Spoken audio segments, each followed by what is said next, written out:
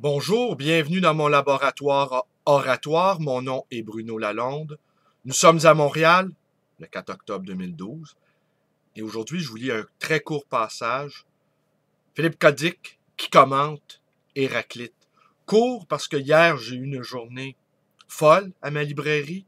Beaucoup d'étudiants. Très en forme, ces étudiants, prêts à étudier, visiblement. Et beaucoup aussi de gens qui discutaient de philosophie, de littérature, de théologie, d'économie, de Dostoïevski. C'est assez étonnant. Tout ça au milieu des clients. Je suis sorti de ma librairie, j'étais éreinté. Alors ce matin, je suis plutôt fatigué. Mais un bon prêtre offre ses offrandes. Seule une partie de l'œuvre d'Héraclite. Oui, Philippe Cadic, En vitesse, en vitesse. Vous le savez, Philippe Cadic, c'est un auteur de science-fiction, à qui on doit, entre autres, Blade Runner et Minority Report. Blade Runner qui a été mis en film par Ridley Scott. Très courte parenthèse, le dernier film de Ridley Scott, Prometheus, est un navet absolu. Je ne sais pas si Ridley Scott est en train de prendre la pente d'Oliver Stone, là, mais louez pas ça. N'allez pas le voir au cinéma, de toute façon, je pense qu'il peut à l'affiche. Et ne le louez pas, c'est mauvais. Extrêmement mauvais. Et puis Minority Report, ben, vous le connaissez, de Steven Spielberg, qui est pas mal. Alors, Philippe Cadic commente Héraclite. Seule une partie de l'œuvre d'Héraclite a survécu, et ce qu'il en reste est assez obscur, mais le fragment 54, la trame cachée, est plus forte que la trame manifeste, est clair et capital. Il signifie qu'Héraclite pensait qu'un voile recouvre le vrai paysage. Il doutait peut-être également que le temps était tel qu'il semblait, car dans le fragment 52, il écrit « Le temps est un enfant qui joue, qui déplace les pièces sur l'échiquier, royauté d'un enfant. »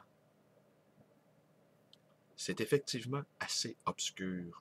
Mais il dit également dans le fragment 18 « Qui n'espère pas l'inespéré ne le découvrira pas, puisqu'il est fermé à la recherche et aucune route ne mène à lui. »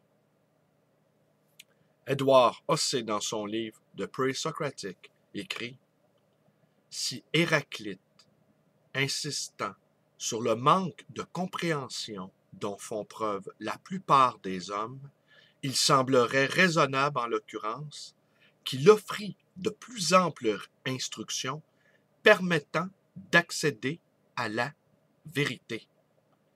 Les propos ayant trait à la divination de l'énigme suggèrent qu'une certaine sorte de révélation dont les hommes n'ont pas la clé est nécessaire.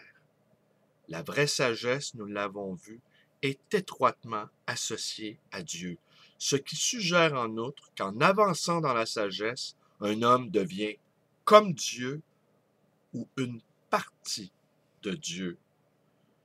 Cette citation ne provient pas d'un ouvrage religieux ou de théologie. C'est une analyse des plus anciens philosophes effectuée par un professeur de philosophie ancienne de l'université d'Oxford. Hossé montre clairement que pour certains philosophes, il n'y avait aucune différence entre philosophie et religion. Le premier grand saut quantique dans la théologie grecque eut lieu lorsque Xénophon de Colophon, né vers le milieu du 6e siècle avant Jésus-Christ, déclara, sans avoir recours à aucune autorité qu'à sa propre pensée, il y a un Dieu, en aucune façon semblable aux mortels, que ce soit dans sa forme corporelle ou par la pensée de son esprit. Tout entier, il voit, tout entier, il pense, tout entier, il entend.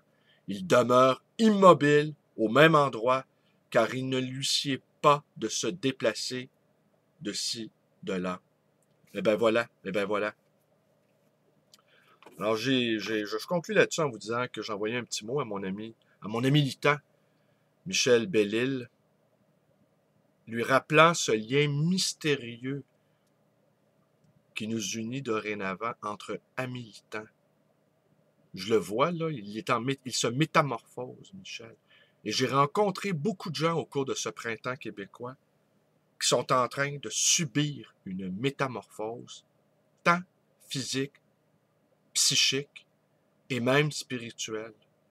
Alors, c'est assez étonnant de voir ces gens se métamorphoser et de temps en temps, ils me rendent visite à ma librairie. Et je suis à même d'apprécier leur métamorphose. Nous sommes entrés dans des temps de mutation, n'est-ce pas? Hier, Edmond me demandait comment tout ça était pour se terminer. Eh bien, c'est simple, hein? L'espèce humaine est menacée, tout le monde le sait, je ne vous apprends rien ici. Soit nous changeons, à la fois individuellement et par le fait même collectivement, soit nous disparaissons. Et les décideurs, que je préfère appeler, eux-mêmes s'appellent décideurs plutôt qu'élites, parce qu'enfin, ils n'ont rien d'élitiste. Eux, tout ce qu'ils veulent, c'est maintenir le système en l'état et leurs privilèges le plus longtemps possible, n'est-ce pas? Mais à l'intérieur de ce petit groupe, il y a dissension. Un schisme est en train de s'installer. Il y en a qui vont dire on doit faire des réformes pour conserver nos gains. D'autres vont dire si on commence à faire des réformes, ils vont en vouloir davantage. Donc, nous devons les réprimer. L'histoire nous a enseigné que c'est toujours la deuxième option qui finit par prévaloir. Mais peut-être que l'être humain, que l'espèce humaine a atteint un tel degré de conscience que peut-être nous sommes sur le point de comprendre que nous ne nous en sortirons pas en reproduisant les mêmes schémas de pensée. Alors, c'est tout pour aujourd'hui. Mes vidéos vous plaisent? Bruno Lalonde, ma page Facebook, page de militant. Vous pouvez me téléphoner, 514-736-0999. Vous pouvez me rendre également visite à cette librairie. Faites comme hier, des dizaines et des dizaines de personnes qui ont défilé dans un flot ininterrompu. Et au beau milieu de tout ça, des philosophes dissertaient au milieu de la clientèle qui allait et venait, qui prêtait une oreille attentative, comme disait le poète et clown Sol. Alors, une oreille attentative, bien plaisant, mais assez fatigant. C'est pour ça que ma vidéo est courte aujourd'hui. Allez, puis je pense que ça recommence aujourd'hui. Allez, bonne journée. Merci d'être avec moi. Merci, merci, merci.